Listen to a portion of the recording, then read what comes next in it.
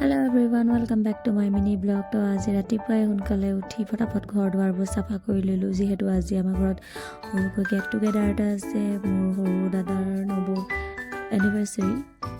দিনত দোৱা কৰালে, তো ইয়াৰ পাছবেলাই কেকটো আহি গ'ল। ইমান ধুনীয়া দেখিছে, ইমান কিউট লাগিছে। তো এয়া যাক যাক মাতিছে, সেয়া সকলোখিনি আহিলে মানে চব আমি ৰেডি দিয়ক কেক কাটিবলৈ কাৰণে। দেখিছে নহয় কোন কোন আহিছে, খুৰীয়া এনিভাৰ্চাৰী গ'ল মানে মোৰ সৰু নবৌ। এইফালে মই কেমেৰা লৈ ৰেডি, দেখিছে নহয়। কটা ষ্টাৰ্ট।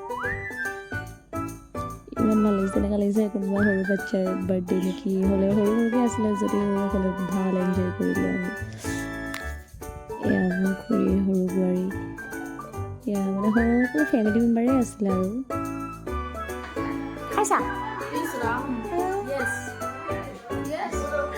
তো খোৱাত আছিলে ডিনাৰত KFC style chicken fry, normally fry, এয়া পোলাও, চালাড,